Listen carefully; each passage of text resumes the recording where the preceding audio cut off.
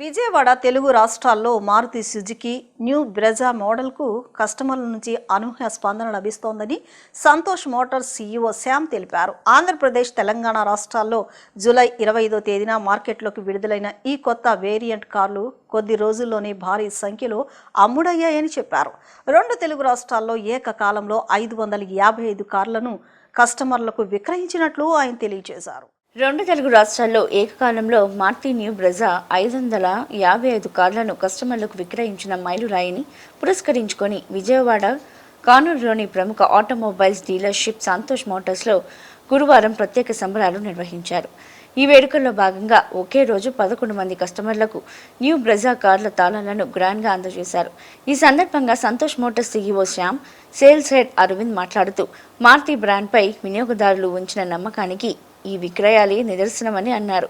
అధునాతన ఫీచర్లు, మెరుగైన సేఫ్టీ ప్రాధాన్యతలు, మైలేజ్, ఆధునిక లుక్తో రూపొందించిన న్యూ బ్రెజాకు యువతతో పాటు కుటుంబాల నుంచి విశేష ఆదరణ లభిస్తుందని తెలిపారు. తొలి రోజు నుంచే బుకింగ్లు భారీగా వస్తున్నాయని, కస్టమర్లకు వాహనాలను వేగంగా డెలివరీ చేసేందుకు చర్యలు తీసుకుంటున్నామని ఆయన వివరించారు.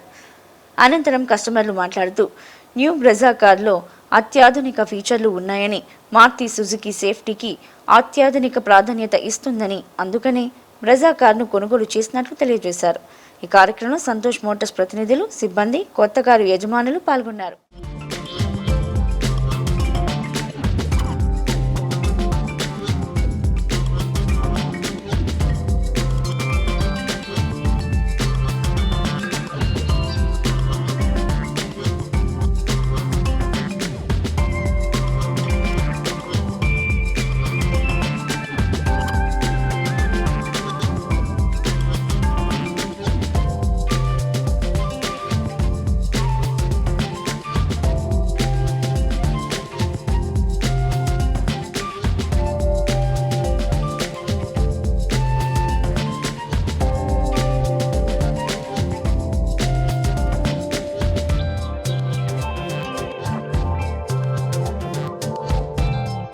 ఈరోజు విశేషం ఏంటంటే ఆంధ్ర, తెలంగాణ మొత్తం మీద 555 న్యూ బ్రెజా కార్లు డెలివరీ ఇవ్వటం జరుగుతుందన్నమాట.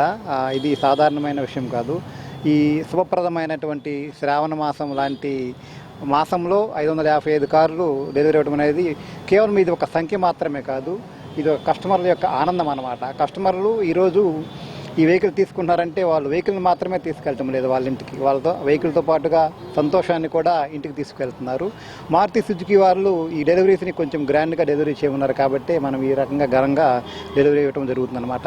ప్రస్తుత మార్కెట్లో ఎస్యూవీ అనేది మేజర్గా రోల్ చేస్తుందన్నమాట. ఇప్పుడు 100 కార్లు కొంటే ఆల్మోస్ట్ 60% ఆఫ్ ది వెహికల్స్ ఎస్యూవీసే ఉంటున్నాయి. సో మారుతి కూడా ఈ కస్టమర్ టేస్ట్కి తగ్గట్టుగా టెక్నాలజీ పరంగా కానివ్వండి, సేఫ్టీ పరంగా కానివ్వండి, లగ్జరీ పరంగా కానివ్వండి, ఈ న్యూ బ్రెజాని డిజైన్ చేయడం జరిగిందనమాట. అందువలన ఈ న్యూ బ్రెజాకి వినూతనమైన రెస్పాన్స్ వచ్చింది. ఆల్మోస్ట్ ఇప్పుడు 3 months వెయిటింగ్ పీరియడ్కి వెళ్ళింది, బట్ అది వెరీ సూన్ ఆ వెయిటింగ్ పీరియడ్ కూడా తగ్గించడం జరుగుతుందన్నమాట. సో ఇది నేను చెప్పదలుచుకుంది ఏంటంటే ఇది కేవలం ఒక డెలివరీ మాత్రమే కాదు, ఈ 555 కస్టమర్ల సంతోషము. ఈ డెలివరీతోనే మా సేవలు ఆపేయకుండా కస్టమర్ జీవితాంతం మా వెహికల్ వాడిన రోజులు కూడా మా సేవలు కస్టమర్కి అందిస్తామని చెప్పడంలో ఎటువంటి సందేహం లేదు. అది మారుతి సుజుకి నుంచి కావచ్చు, సంతోష్ మారుతి నుంచి కావచ్చు, ఎల్లప్పుడూ కస్టమర్ యొక్క సాటిస్ఫాక్షనే మేమందరం చూస్తాము. ఎందుకంటే కస్టమర్ యొక్క సాటిస్ఫాక్షనే మౌత్ టు మౌత్ పబ్లిసిటీని మనకి సేల్స్ని కానీ ఏదైనా పెంచుతుందన్నమాట. Thank you. ఈ కార్యక్రమానికి విచ్చేసిన అందరికీ కూడా, కస్టమర్లు కానివ్వండి, మీడియా మిత్రులు కానివ్వండి, వినియోగదారులందరికీ కూడా థ్యాంక్ యూ. మేము ఈరోజు కార్ తీసుకుంటున్నాము, అది దేవుడి కృప వల్ల. And I'm thanking for Maruti Suzuki. ఇది బాగుంది, అందుకే మేము మా మావి వాళ్ళు అంతకుముందు కారు కూడా బ్రెజా, అది మేము అదే తీసుకోవాలనుకుంటున్నాం. నేను కానూరు సంతోష్ మారుతి సుజుకి షోరూంలో 2018లో బ్రెజా బండి తీసుకున్నాను. మళ్ళీ అదే బండి బాగుండి లేటెస్ట్ ఫీచర్స్తో, అతి తక్కువ డౌన్ పేమెంటు, అతి తక్కువ ప్రైస్తో తీసుకున్నాను. Best features. Thank you for Maruti Suzuki Brezza vehicle తీసుకున్నాను. సంతోష్ మారుతి. మనకి ఇక్కడ ఈరోజు వచ్చేటప్పటికి 11 వెహికల్స్ మనం డెలివరీ ఇవ్వడం జరిగింది. సో ఇది ఏంటంటే న్యూ ఫీచర్స్తో under body CNG and turbo చార్జర్తో వెహికల్ వస్తుంది. దీంట్లో auto transmission and manual transmission మీకు ఉన్నాయి. అండ్ ఇది వచ్చేటప్పటికి 7,39,000 నుంచి మీకు వెహికల్ స్టార్టింగ్ రేంజ్ ఉంది. So all including CNG and manual transmission and auto transmission మీకు అవైలబుల్గా ఉన్నాయి. కూటమి ప్రభుత్వంపై వైసీపీ రాష్ట్ర ప్రధాన కార్యదర్శి గడికోట శ్రీకాంత్ రెడ్డి తీవ్ర విమర్శలు చేశారు. అవినాష్ రెడ్డి ఇంట్లో ఈడీ సోదాలను ఎల్లో మీడియా పెద్ద విజయంగా ప్రచారం చేస్తోందని ఆరోపించారు. అసలు ప్రజా సమస్యలపై చర్చ జరగకుండా ప్రభుత్వం డైవర్షన్ రాజకీయాలకు పాల్పడుతుందని విమర్శించారు. డిఎస్సి ప్రక్రియలో ముఖ్యంగా స్పోర్ట్స్ కోటాలో జరిగిన అక్రమాలపై సిబిఐ విచారణకు ప్రభుత్వం సిద్ధమా అని ప్రశ్నించారు. డిఎస్సి ప్రక్రియలో ముఖ్యంగా స్పోర్ట్స్ కోటాలో జరిగిన అక్రమాలపై సిబిఐ విచారణకు ప్రభుత్వం సిద్ధమా అని ప్రశ్నించారు. గత ప్రభుత్వంలోని గ్రూప్ 1 అక్రమాలపై సిబిఐ విచారణకు తాము సిద్ధమని స్పష్టం చేశారు. వివేకానందరెడ్డి హత్య కేసుపై టీడీపీ నేతలకు గడికోట శ్రీకాంత్ రెడ్డి సవాల్ విసిరారు. సిట్ సిబిఐ విచారణలు జరిగిన నేపథ్యంలో కేసు ట్రయల్ సజావుగా జరిగేలా చూడాలని డిమాండ్ చేశారు. నిందితులపై విచారణ జరిపి నిజాలు బయటకు రావడానికి ప్రభుత్వం ఎందుకు అడ్డంకులు సృష్టిస్తుందని ప్రశ్నించారు. జరిగినటువంటి ప్రక్రియలో చాలా లోగుసులు తప్పులున్నాయి, దానిపైన సిబిఐ ఎంక్వైరీ వేయండి అని చెప్పి 4 రోజులు వాళ్ళు గొంతు చించుకున్నా దాని నుంచి సమాధానం రాలేదు. మరొక పక్కన నిన్న జగన్మోహన్ రెడ్డి గారు ఛాలెంజ్ చేశారు. గత ప్రభుత్వంలో కురూపంలో ఏదో అవకతవకలు జరిగాయి అన్నారు కదా, మేము సిద్ధం, దానికి సిబిఐకి వేయండి. అలాగే డిఎస్సిలో ఎస్పెషలీ స్పోర్ట్స్ కోటాలో జరిగినటువంటి అక్రమాలపైన సిబిఐ వేద్దాము అని అంటే ఇంతవరకు దాని గురించి సమాధానము లేదు. మరొక పక్కన శాంతియుతంగా ఒక ఎస్టీ మహిళ సుగాలి ప్రీతికి సంబంధించిన అంశం పైన గత చంద్రబాబు నాయుడు గారి హయాంలోనే ఆ హత్య కూడా జరిగింది. దానిపైన నిరసన తెలియజేస్తామంటే ఆ తల్లిని అడ్డుకొని నానా హింసలకు గురి చేశారు. మరొక పక్కన రాజమండ్రిలో నిర్దాక్షిణంగా మెడికల్ విద్యార్థిని ప్రియాంకను చంపినటువంటి విధానాన్ని ఏ రకంగా పెట్టరేగిపోతోంది గంజాయి బ్యాచ్ అనే దానిపైన సమాధానం చెప్పట్లేదు. మరొక పక్కన అదే రకంగా ఒక పోలీస్ ఇన్స్పెక్టర్ ఒక వెహికల్లో గంజాయి రెడ్ హ్యాండెడ్గా దొరికి ఆ గంజాయి పట్టుబడ్డంతో దాని విన్యాసాలు రకరకాల డైవర్షన్ టాపిక్స్ చేసినా కూడా తప్పు జరిగిందన్నటువంటిది అందరికీ తెలిసిపోయింది, ప్రజలకు తెలిసిపోయింది అన్నటువంటి ఉద్దేశము. పోలీస్ వ్యవస్థని ఏ రకంగా దిగజార్చారు అన్నటువంటి సమయంలో చర్చ జరుగుతున్నటువంటి సమయంలో మరొక పక్కన ఒక అధికార పార్టీకి సంబంధించిన పార్లమెంట్ సభ్యుడు కొడుకు హిట్ అండ్ రన్ ఒక పాపాన్ని నిర్దాక్షిణంగా రెక్లెస్ డ్రైవింగ్తో ఎలా చంపిందో మనం చంపేశాడో చూసాం. ఇవన్నీ ఒక ఎత్తుంటే రాష్ట్రంలో ఎక్కడ చూసినా ఈ గంజాయి అరాచకాలు జరుగుతున్నా, వాళ్ళ సిట్టింగ్ ఎంపీ పట్టుబడినటువంటి చరిత్ర ఉన్నా, రాష్ట్రంలో యువత ఇంత తప్పుదోవ బట్టి సర్వనాశనం అవుతున్నా దాని గురించి కనీసం మాట్లాడకుండా ఇవన్నీ టాపిక్స్ పైన ప్రజల్లో చర్చ జరుగుతుంది అనేటువంటి ఉద్దేశంతో ఒక డైవర్షన్గా ఇది ఒకటి తీసుకొచ్చారు.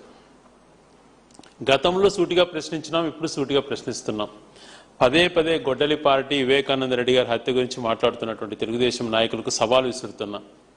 ఎన్నోసార్లు చెప్పాం మేము, వివేకానంద రెడ్డి గారిని హత్య కాబట్టింది చంద్రబాబు నాయుడు గారు ముఖ్యమంత్రిగా ఉన్నప్పుడు.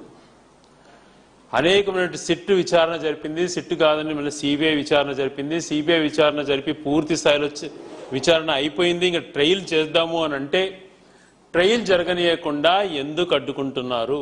విద్యారంగంలో నెలకొన్న సమస్యలను పరిష్కరించాలని ఏఐఎస్ఎఫ్ రాష్ట్ర అధ్యక్షులు గుజ్జుల వలరాజు, ఉపాధ్యక్షులు ఎం సాయి కుమార్ కోరారు. విద్యార్థుల సమస్యలను పరిష్కరించలేని విద్యాశాఖ మంత్రి నారా లోకేష్ వెంటనే రాజీనామా చేయాలని వారు డిమాండ్ చేశారు. విద్యాశాఖ మంత్రి నారా లోకేష్ స్పందించి విద్యారంగంలో నెలకొన్న సమస్యలను పరిష్కరించకపోతే సెప్టెంబర్ 1వ తారీఖున చెలో ఢిల్లీ వేదికగా వందలాది మంది విద్యార్థులతో విద్యార్థి ఉద్యమిస్తామని హెచ్చరించారు. అఖిల భారత విద్యార్థి సమైక్య ఏఐఎస్ఎఫ్ రాష్ట్ర సమితి రాష్ట్ర వ్యాప్తంగా విద్యారంగంలో నెలకొన్న సమస్యలను పరిష్కరించాలని, ఎన్డీఏ కూటమి ప్రభుత్వం ఇచ్చిన హామీలను అమలు చేయాలని ఇచ్చిన పిలుపులో భాగంగా ఏఐఎస్ఎఫ్ విజయవాడ నగర సమితి ఆధ్వర్యంలో స్థానిక భవానీపురం వైఎస్ఆర్ విగ్రహం నుంచి స్వాతి సెంటర్ వరకు వందలాది మంది విద్యార్థులతో పెద్ద ఎత్తున నినాదాలు చేస్తూ ప్రదర్శన నిర్వహించారు. ఏఐఎస్ఎఫ్ రాష్ట్ర అధ్యక్షులు గుజ్జుల వలరాజు, ఉపాధ్యక్షులు ఎం సాయి కుమార్, ఏఐవైఎఫ్ రాష్ట్ర కార్యదర్శి ఎం యుగంధర్ ఈ ర్యాలీలో అగ్రభాగాన నిలిచారు. ఈ సందర్భంగా వారు మాట్లాడుతూ యువగళం పాదయాత్ర సమయంలో నారా లోకేష్ తమ ప్రభుత్వం అధికారంలోకి వచ్చిన వెంటనే మూతపడ్డ 4,500 ప్రభుత్వ పాఠశాలలను పునఃప్రారంభిస్తామని, పాఠశాలలో, కళాశాలలో, విశ్వవిద్యాలయాల్లో మౌలిక సదుపాయాలు కల్పించాలని హామీ ఇచ్చారన్నారు. పెరుగుతున్న ధరలకు అనుగుణంగా మెస్ ఛార్జీలు చెల్లిస్తామని, విద్యార్థులకు పౌష్టిక ఆహారాన్ని అందిస్తామని చెప్పామన్నారు. జీవో నెంబర్ 77 రద్దు చేసి పీజీ విద్యార్థులు చదువుకోవడానికి అవకాశం కల్పిస్తామని భరోసా ఇచ్చిన అంశాన్ని వారు ప్రస్తావించారు.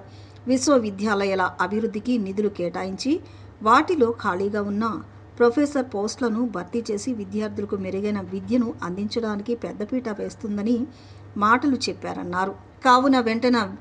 కావున వెంటనే విద్యాశాఖ మంత్రి నారా లోకేష్ స్పందించి విద్యారంగంలో నెలకొన్న సమస్యలను పరిష్కరించకపోతే సెప్టెంబర్ 1వ తారీఖున చెలో ఢిల్లీ వేదికగా వందలాది మంది విద్యార్థులతో ఉద్యమిస్తామని హెచ్చరించారు. ఈ కార్యక్రమంలో ఏఐఎస్ఎఫ్ విజయవాడ నగర అధ్యక్షులు కార్యదర్శి రంజిత్, జగదీష్, నాయకులు ఉమాకాంత్, రాజు, యశ్వంత్, దీపక్, మహిళా నాయకురాలు లోకేశ్వరి, షణ్ముఖప్రియ, సిరి, దివ్య తదితరులు పాల్గొన్నారు. ఈ కూటమి ప్రభుత్వం, ఎన్డీఏ కూటమి ప్రభుత్వం అధికారంలో రాకముందా ఉన్నటువంటి మాటలు, చెప్పినటువంటి మాటల్ని అమలు చేయమని చెప్పి కూడా ఇప్పుడు ఈ ర్యాలీ సందర్భంగా విద్యాశాఖ మంత్రి నారా లోకేష్ కూడా నిద్రలో ఉన్నటువంటి లోకేష్ గారిని కూడా ఆయన అసెంబ్లీలో పోయి నిద్రపోతున్నారా, లేకపోతే ఇంట్లో ఉండి నిద్రపోతున్నారా, ఎక్కడుండి నిద్రపోతున్నారో అర్థం కావట్లేదు. ఎందుకంటే రాష్ట్రంలో విద్యార్థులు అమ్మా నాన్న అని ఆకలి బాధతో అరుస్తుంటే వసతి గృహాల్లో మౌలిక సదుపాయాలు అందకుండా విద్యార్థులు మరణిస్తున్నా వాళ్ళ యొక్క ఆకలి కేకలు, వారి యొక్క మరణాలు, వాళ్ళ తల్లిదండ్రుల యొక్క ఏడుపులు వీళ్ళకి వినిపించట్లేదని చెప్పి కూడా ఈ సందర్భంగా వాళ్ళు గుర్తు చేస్తూ మీరు ఇచ్చినటువంటి హామీలు ఒకటంటే ఒకటి అమలు చేశారా మిస్టర్ నారా లోకేష్? ఆనాడు యుగలం పాదయాత్ర చేసేటప్పుడు నువ్వు ఏం మాట చెప్పావు? నేను అధికారంలోకి వస్తే మన ప్రభుత్వం, మంచి ప్రభుత్వం, మూతబడిన ప్రతి ఒక్క పాఠశాలల్ని 4,000 పాఠశాలని పునఃప్రారంభిస్తా అన్నావు. మరి చేసావా? పెండింగ్లో ఉన్న ఫీజు రింబర్స్మెంట్ బకాయిలు విడుదల చేస్తా అన్నావు. మరి అది చేసావా? రాష్ట్ర వ్యాప్తంగా పాఠశాలల్లో, కళాశాలల్లో, విశ్వవిద్యాలయాల్లో మౌలిక సదుపాయాలు కల్పించి దాంతోపాటు ఖాళీగా ఉన్నటువంటి టీచర్, లెక్చరర్, ప్రొఫెసర్ పోస్టులు భర్తీ చేస్తానన్నారు. మరి ఏమీ చేయకపోగా విశ్వవిద్యాలయాలకు నిధులు కేటాయించి విశ్వవిద్యాలయాల అభివృద్ధి మా యొక్క కూటమి ప్రభుత్వం లక్ష్యం అన్నారు. విద్యారంగాన్ని నాశనం చేయడం తప్పనిచ్చి ఈ కూటమి ప్రభుత్వం విద్యారంగాన్ని అభివృద్ధి చేయడంలో పూర్తిగా ఈ ఎన్డీఏ కూటమి ప్రభుత్వం, ఈ విద్యాశాఖ మంత్రి నారా లోకేష్ అట్టర్ ఫ్లాప్ అని చెప్పి కూడా ఈ సందర్భంగా మేము భావిస్తున్నాం. ఎందుకంటే మొన్న అసెంబ్లీ సెక్షన్లో సీఎం గారు, చంద్రబాబు నాయుడు గారు మా ప్రభుత్వం అధికారంలో వచ్చినప్పుడు ఎంతమంది ఉంటే అంతమందికి 15,000 ఇస్తామన్నాం, మాట ఇచ్చాం, మాట తప్పలేదు, 15,000 ఇచ్చా అన్నారు. సిగ్గుండాలి. 15,000 ఎక్కడిచ్చావయ్యా చంద్రబాబు నాయుడు గారు? 15,000 కాస్త 13,000 అయింది. 2,000 పాఠశాలల్లో మెయింటెనెన్స్ పెట్టావు. మరి పార్వతీపురం జిల్లాలో గోడ పగిలి విద్యార్థుల పైన పడి విద్యార్థి మరణించాడు. రాష్ట్ర వ్యాప్తంగా ఎన్ని వేల మందికి ఈ 15,000 ఇచ్చావు? ఆ 15,000లో 2,000 మెయింటెనెన్స్కి ఎవడి జోబీలోకి పోతుందని చెప్పి కూడా, ఎవడి దోచుకుంటున్నారో ఎక్కడ దాచుకున్నారని చెప్పి కూడా ఈ సందర్భంగా చంద్రబాబు నాయుడు కూడా ఈ సమాధానానికి చెప్పాలి, ఈ ప్రశ్నకి సమాధానం చెప్పాలని చెప్పి కూడా ఈ సందర్భంగా మేము తెలియజేస్తున్నాం. ఏఐవైఎఫ్ రాష్ట్ర కార్యదర్శి ఆనాడు ఎన్నికలు రాకముందు మంత్రి నారా లోకేష్ గారు యువకాలం పాదయాత్రలో పెద్ద ఎత్తున విద్యార్థులకి, యువతకి హామీలు ఇవ్వడం జరిగింది. నేను వస్తే విద్యని ప్రభుత్వపరం చేస్తాను. ఆనాడు ప్రైవేట్ కళాశాలలో పీపీ విధానం పద్ధతితో ప్రభుత్వ మెడికల్ కళాశాలలు ప్రైవేటీకరణ చేయడానికి నేను చేయను, అధికారంలోకి వచ్చిన తర్వాత మంత్రి నారా లోకేష్ గారు ఈరోజు రాష్ట్రంలో 10 మెడికల్ కళాశాలలు ప్రైవేట్ పరంగా నడుపుతున్నారు. అవి తక్షణమే విరమించుకోవాలని చెప్పి ఏఐవైఎఫ్గా మేము డిమాండ్ చేస్తున్నాం. అదేవిధంగా ఈరోజు రాష్ట్రంలో విద్యారంగ సమస్యలు చూసుకుంటే పూర్తి స్థాయిలో గాలి కోరడం జరిగింది. దాదాపు 2.5 సంవత్సరాలు అధికారంలోకి వచ్చిన తర్వాత పూర్తి స్థాయిలో విద్యాశాఖ మంత్రి ఈ రాష్ట్రంలో విద్య చదువుకున్నాడా, ఈ రాష్ట్రంలో విద్య నేర్చుకున్నాడా? ఈరోజు చూస్తున్నాం చంద్రబాబు నాయుడు గారు, మంత్రి లోకేష్ గారు, పవన్ కళ్యాణ్ గారు. మొన్న భోగాపురంలో పవన్ కళ్యాణ్ గారు పెద్ద ఎత్తున సభ జరిగింది. విమాన ఎయిర్పోర్ట్ ఏర్పాటు చేసిన సందర్భంగా మా నరేంద్ర మోడీకి ఈ రాష్ట్రంలో, దేశంలో విద్యార్థి యువజన సంఘాలు పెద్ద ఎత్తున తిడుతున్నారు. నాకు ఏడుపు వస్తుంది, ముసల కన్నీరు కాచారు. ఈ దేశంలో 21 నీట్ ఎగ్జామ్ రాసే విద్యార్థులు మరణిస్తే దాదాపు కేంద్ర ప్రభుత్వం అధికారంలోకి వచ్చిన తర్వాత 159 ఎగ్జామ్స్ జరిగాయి. అందులో 89 ఎగ్జామ్స్ రద్దు అయితే ఆ మాత్రం విద్యార్థుల మీద, పేద మధ్యతరగతి విద్యార్థుల మీద మీకు ముసల కన్నీరు లేదా? చనిపోయిన విద్యార్థుల మీద మీకు దయా కరుణ లేదా? పవన్ కళ్యాణ్ గారు ఈరోజు 21 విద్యార్థులు చనిపోతే మీకు నరేంద్ర మోడీ తీర్థ కన్నీళ్ళు వచ్చాయా? ఈ రాష్ట్రానికి మీరు డిప్యూటీ సీఎం గారా? అసలు సీఎంగా మీరు డిప్యూటీ ఉప ముఖ్యమంత్రిగా పనికిరారని చెప్పి ఏఐవైఎఫ్గా మేము డిమాండ్ చేస్తున్నాం. వార్తలు ముగించే ముందు ముఖ్యాంశాలు మరొకసారి.